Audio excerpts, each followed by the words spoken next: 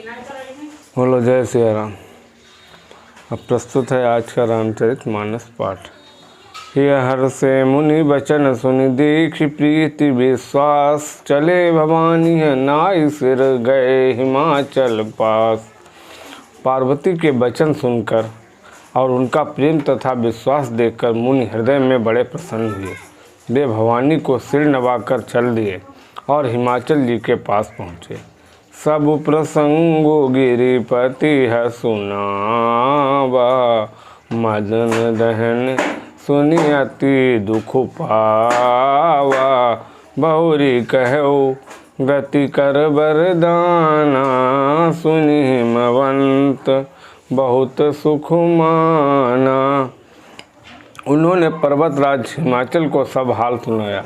कामदेव का भस्म होना सुनकर हिमाचल बहुत दुखी हुए। फिर मुनियों ने रथ के वरदान की बात कही। उसे सुनकर हिमवान ने बहुत सुख माना। हृदय विचारि शंभु प्रभुताई, सादर मुनिवर लिए बुलाई। सुदिन सुनखत सुगरी सोचाई, बेग वेद विति लगन धराई। शिव जी के प्रभाव को मन में विचार कर हिमाचल ने श्रेष्ठ मुनियों को आदर पूर्वक बुला लिया और उनसे शुभ दिन, शुभ नक्षत्र और शुभ घड़ी सधवाकर वेद की विधि के अनुसार शीघ्र ही लग्न निश्चय कराकर लिखवा लिया। पत्री सप्त ऋषिन सोई दीनी, गहि पद विनय हिमाचल कीनी। जाई विधिय तीन दीन सोपाती, बाचत प्रीति न हृदय समाती। फिर हिमाचल ने वह लग्न पत्र सप्त ऋषियों को दे दी और चरण पकड़कर उनकी विनती की। उन्होंने जाकर वह लग्न पत्र ब्रह्मा जी को दी। उसको पढ़ते समय उनके हृदय में प्रेम समाता न था। लगन बाची अज सब ही सुनाई, हर से मुनि सब सुर समुदाय। सुमन वृष्टि नभ बाजन बाजे, मंगल कलश दसहु दिश साजे। ब्रह्मा जी ने लग्न पढ़कर सबको सुनाया। उसे सुनकर सब मुनि और देवताओं का सारा समाज हर्षित हो गया। आकाश से फूलों की वर्षा होने लगी, बाजे बाजने लगे और दसों दिशाओं में मंगल कलश सजा दिए गए। लगे सवारन सकल सुर वाहन, विविध विमान होई सगुन मंगल सुबद, करहीं अप्सरा गान। सब देवता अपने भांति भांति के वाहन और विमान सजाने लगे। कल्याणप्रद मंगल शकुन होने लगे और अप्सराएं गाने लगी। शिव ही शंभुगण करहीं सिंगारा, जटा मुकुट अहि मोरु सवारा। कुंडल कंकन पहिरे ब्याला, तन विभूति पट के हरिछाला। शिवजी के गढ़ शिवजी का श्रृंगार करने लगे।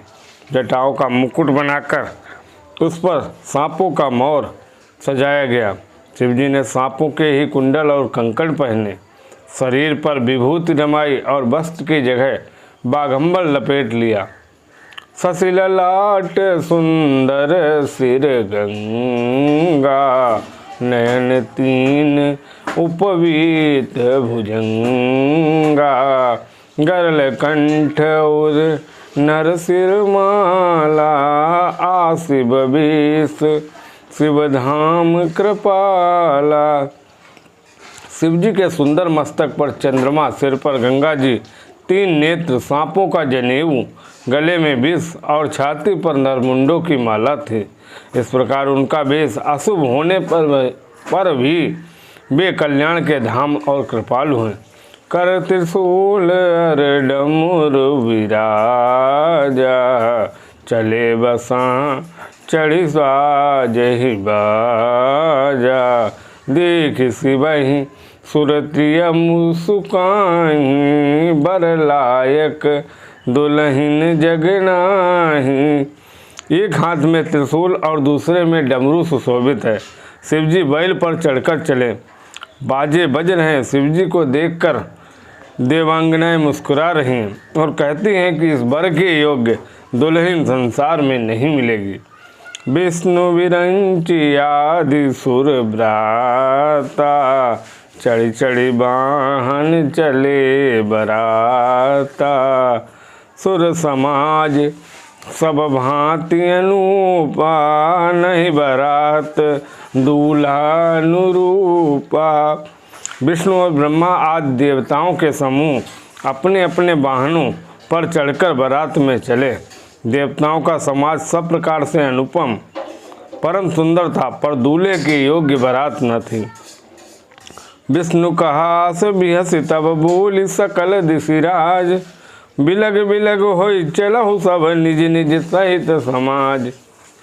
तब विष्णु भगवान ने सब दिक्पालों को बुलाकर हंसकर ऐसा कहा, सब लोग अपने अपने दल समेत अलग अलग होकर चलो। बरनुहारी बरात न भाई, हंसी करई ऊपर पुर जाई। विष्णु वचन सुनि सुर मुस्काने, निज निज सेन सहित बिलगाने। हे भाई, हम लोगों की ये बारात वर के योग्य नहीं है कि आप पराये नगर में जाकर हंसी कराओगे। विष्णु भगवान की बात सुनकर देवता मुस्कुराए और वे अपनी अपनी सेना सहित अलग अलग हो गए। मन ही मन महे सुमुस्काहि, हरि के विंग बचन नहीं जाहि। अति प्रिय वचन सुनत प्रिय के रे, भृंगी पेरी सकल गण तेरे।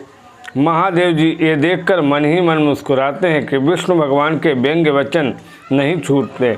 अपने प्यारे विष्णु भगवान के इन अति प्रिय वचनों को सुनकर शिवजी ने भी भृंगी को भेजकर अपने सब गणों को बुलवा लिया। शिव अनुशासन सुनि सब आए, प्रभु पद जलज शीस तिन्ह नाये। नाना वाहन नाना बेसा, बिहसे शिव समाज निज देखा। शिवजी की आज्ञा सुनते ही सब चले आए और उन्होंने स्वामी के चरणों में सिर नवाया। तरह तरह की सवारियों और तरह तरह के वेश वाले अपने समाज को देखकर शिवजी हंसे। को मुखहीन विपुल मुख काहू, बिनु पद कर को बहु पद बाहू। विपुल नयन को नयन विहीना, हृष्ट पुष्ट को अति तन खीना। कोई बिना मुख का है, किसी के मुख बहुत से हैं। कोई बिना हाथ पैर का है तो किसी के कई हाथ पैर हैं। किसी के बहुत आँखें हैं तो किसी के एक भी आँख नहीं है।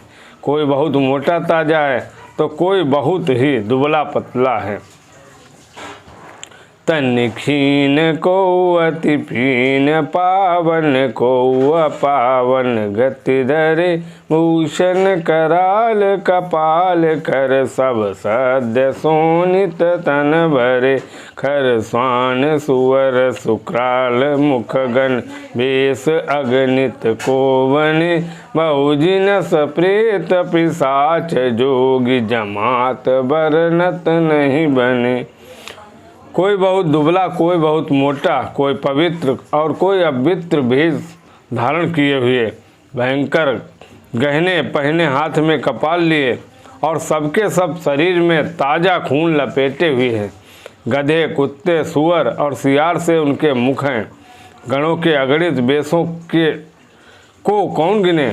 बहुत प्रकार प्रेत, पिशाच और योगिनियों की जमाते हैं, उनका वर्णन नहीं करते बनता। नाचहि गावहि गीत, परम तरंगी भूत सब।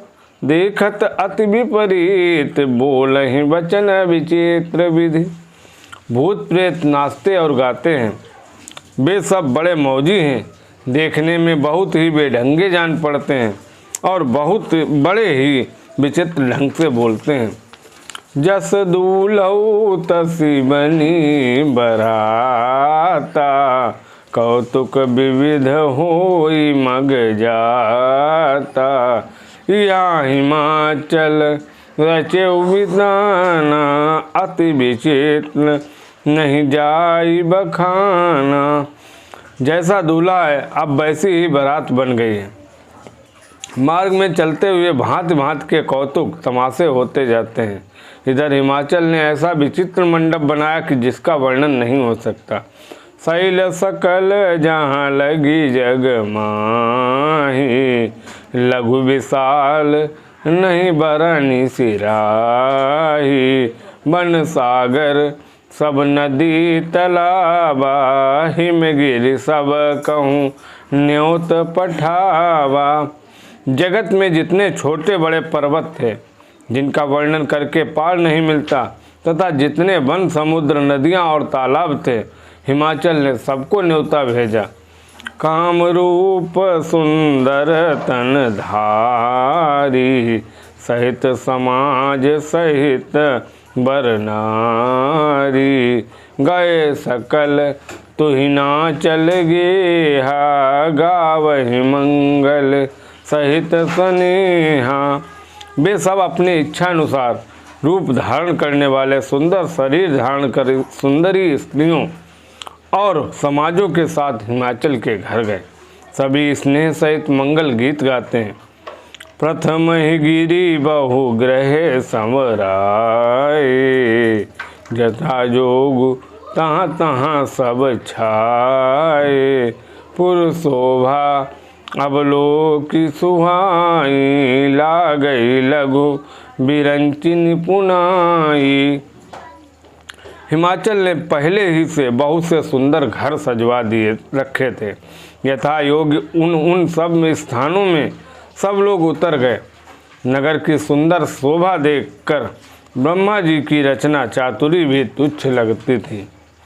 लघु लाग विधि की निपुणता, अब लोकी पुर शोभा सही। मन बाग कूप तड़ाग सरिता, सुभग सब सक को कही। मंगल विपुल तोरण पताका, केतु ग्रह ग्रह सोहई। अनिता पुरुष सुंदर चतुर, छवि देखी मुनि मन मोहई।